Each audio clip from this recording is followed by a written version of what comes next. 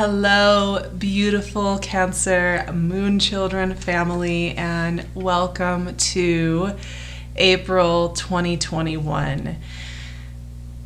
This is a really dynamic month, and what I'm noticing as I'm going through the readings is really everybody's having a very different experience of it. One thing I will say though, a theme that's been coming up again and again in 2021 readings and just in the energy has been authenticity, and April is no exception. We continue to have all this forward motion energy with the planets. Until the end of this month, actually, we'll begin those outer planet retrogrades. So on the 27th, Pluto will go retrograde in Capricorn, in your opposing sign. But this happens 6 months every year, and as the coming months unfold, we'll be talking more and more about the outer planets that will start to go retro in the coming weeks. But in April, this is a very forward-focused energy. And what I'm noticing with that is that authenticity is key, that we're really not able to edit ourselves down, edit our transformational experience, how we're changing, how we're growing. And that's just kind of a keynote I wanted to share with you.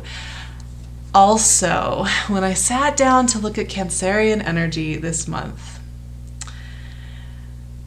words came to mind that are they made me really happy that they were coming to mind. They had to do with getting clarity, getting things done, feeling empowered, feeling like your voice is re-empowered, feeling like you are moving forward on projects, on creativity. And what I really noticed with the energy that just hit was that you're getting to use that cardinal focus that is so beautiful about Cancer energy to its great effect. So I think, it's such a beautiful thing when Cancerian energy is supported and is moving forward and using its beauty and its light to move through the world. And that's really the vibe that I got. This month's really interesting for you, just energetically. Aries season will be having the first 3 weeks of this month pretty much. And Aries energy, fellow cardinal sign, is all about like your career and I mean that in the sense of like you being you in the world and the impact you're making and the projects you're doing. And so in many ways this is very supportive energy for you. Also, we have Venus, Sun, and Mercury all moving through Aries for a good chunk of the month. Also, Mars. When does Mars move into your sign? Mars moves into your sign later this month. So when we get into Taurus season, which has to do with your community and getting connected again, Mars is moving into your sign. Now, Mars and Cancer, it's kind of an interesting combo because Mars energy is not Cancerian at all. It's very, intense and just wants to get things done. However, I really like it here for you guys specifically because Mars moving through your sign is just a really supportive time to, like I said, move, just feel that movement inside of yourself. Feel that sense of empowerment and movement. Okay, 5 of Cups came right out of the gate. Just as I'm talking about how everything's forward motion and you're going to be all empowered, there's a message of reflection going on here. We'll get to that in a minute. But so this is there's a lot of supportive energy here for you. The moons as well. We have a new moon in Aries, which is going to highlight who you're becoming in the world, give you a chance to kind of think through and feel through where you are feeling inspired when it comes to your journey and your vision. And then a full moon in Scorpio on the 26th. Ooh. Okay. My deck is doing crazy things, but this card wanted to come out. 3 of Pentacles. Like that a lot for you guys. We have a full moon in Scorpio, which is going to light up your hearts and be really supportive of creativity, joy, playfulness. So, the Empress, like that. So generally speaking, the energy is supportive of you, right? To grow, to embrace your growth, to embrace who you are becoming, to have some of that clarity and some of that knowing and have some of those how rewarding it is when you have you can feel that you have your focus, right? And those couple of things that you're really focused on and that you're allowed to just focus on, and there's movement. What a great feeling. And Page of Pentacles. Yeah, pretty solid lineup here actually. There's such, so it's I'm losing my words. This is a really supportive month for you in that focused, empowered way. And when I see these cards, I actually see that. Let's start with this Five of Cups, because this is one of my favorite cards. Is that a weird thing to say? Probably. But the thing is that, Five of Cups it always denotes growth. It always denotes that there is a journey underway and that there are new beginnings starting. And, this can arrive in many different guises. Obviously, there can be endings to things that are sad. But I often find, this card is that acknowledgement of grief around things that we've experienced. This last year has been hard. And I think when I'm talking about having times of just forward growth and clarity and movement, and it's all amazing and it's all good and here we go, it can almost feel like a disjuncture with some of the other experiences that have been going on, right? To just jump into it's spring in the Northern Hemisphere and we're just frolicking around after some really tough experiences for many of us, not maybe all of us, but many of us. It's a jarring thing. And the Five of Cups, I think, is kind of that moment, where you can acknowledge that there's a bittersweetness to growth always. And that is that, yes, as we embrace who we're becoming, as we move forward, we also are releasing and letting go of anything that's no longer serving. And I really see that this Five of Cups serves that function. And Five of Cups energy to me is something that is so powerful to connect with regularly. Rather than shoving it in a corner and every 6 months maybe noticing it, just taking some time to notice how we're changing, what cups have been spilled and what cups are we picking up next. It's a really beautiful energy. And, you may be feeling that mixture of emotions at the beginning of the month as we're navigating some new energetic cycles that April's really taking off with. Now, with that in mind, let's just talk about the fact that you have 3 very stable energies here. These cards to me speak to stability when it comes to money, when it comes to groundedness, when it comes to opportunity, when it comes to creativity. And there's a consistency with all of these energies that's really gorgeous. And it does have to do with creativity. Absolutely. And creativity can look like so many different things, but I know Cancerians are some of the most creative people I've ever met, and that you all are coming up with amazing ideas and concepts and art and all sorts of things all the time. So these are very strong creativity cards, and I love that for you. Yes. Really great for co-creating with others, if you have somebody who have a shared vision with, or if you're in a work environment. This is really great energy just in general for connecting to others and not feeling like you're just creating alone.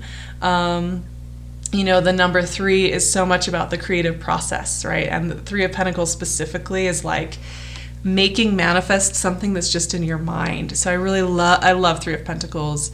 Especially in this year that's felt sometimes disjointed. 3 of Pentacles coming together of people who share a vision, who share something they want to create. That's awesome. Empress energy. I am just such a huge fan of this. We are heading into Taurus season, which is obviously Empress season, and Venus is even moving into Taurus this month. I think, on the 14th. And Venus and Taurus energy in general, this is going to be very supportive for you, because this is also about community. It's also about feeling like you have your people with you and you're in the right place and the right time. The Empress is also about relaxing into your gifts and abilities, right? And the creativity that comes from when we trust ourselves and we trust our creative journey and we feel safe in ourselves, right? And we're not just feeling like we have to scramble around. So the Empress is also telling me, well, I'm telling you that there's a lot of clarity and forward motion and action and empowerment for Cancerian energy this month, which I really do love. The Empress is also a reminder that doesn't always look like hyperactive. It doesn't always look like running yourself to the bone, right? It also looks like resting, dreaming, visioning, taking care of yourself, doing slower art, doing slower projects, not being in a rush, knowing that you have plenty of time to accomplish all that you want to accomplish, that this is just the beginning. The Empress too, if you just want to take her as kind of like your icon for the month of April, which sounds awesome to me. I'm like, I should do that. When you're working with Empress energy and you use her kind of as like a touch point, right? Like a point where you can come back and ground. What you'll find is her medicine is all about really feeling safe and valued in yourself, really feeling that stability, really feeling like you have so much self-love and that you can work with slow medicine. So she's here to kind of remind you of that. You know, Empress is also about long-term growth, not just like the immediate, you know, because Empress is about like harvests and the way that the earth works. And, you know, the earth, you plant a seed, it obviously doesn't bloom overnight. You know, there's a whole cycle that goes on. And so Empress speaks to that as well. So this is just the beginning of a much longer abundant cycle, and that's the message that's coming through here. So I am going to go with it. Now, we also have Page of Pentacles. We got a little baby pentacle energy here. You know, Page of Pentacles, first of all, I always notice in this deck especially, he is so ripped. Like, that guy is going to the gym every day. Page of Pentacles is new beginnings, right? Like new opportunities. Even just the way he's holding it, he's kind of like offering up this beautiful like golden light, you know. And yes, that can translate to literally having, you know, good financial opportunities, good financial infusions. But it also speaks to like new beginnings when it comes to your creativity, when it comes to your career, when it comes to your identity, when it comes to, you know, translating your beautiful soul to the physical world. And what I'm noticing here with all of these three cards, well, the three cards that we have, Three of Pentacles, Empress, and Page of Pentacles, is that these are about translating your soul into the physical. These are about trusting yourself. These are about feeling like there isn't this disjuncture between like how you're feeling inside and how things are happening externally in the physical world. And I really love that. The other thing I would say is, you know, these are strong investment cards, right? And what I mean by that is it's like you could, once again, take that literally. But, you know, I'm all about my symbolism. I mean that energetically. I mean that soulfully, right? Like, this is a really powerful month where you may be finding that you're able to kind of make those choices, and you're noticing that where you are investing your energy, there is a nourishment going on there. There's a much longer cycle getting awoken for you that you will be like working with and feeding into and receiving from for a long time to come. And this is awesome because for me, it's almost like when I see these cards, it's like, you know, planting a root system that you can flourish and grow and grow a whole bunch of branches that reach far and wide and do all sorts of things. And this is kind of the beginning kernels of that. And yes, you know, we did have this grief card at the beginning, but I think right before planting roots, before investing our souls into new energetic cycles, it's important to commune with our souls and commune with our emotions, right? I'm going to pull a final card from my Animal Totem Tarot. I love this deck.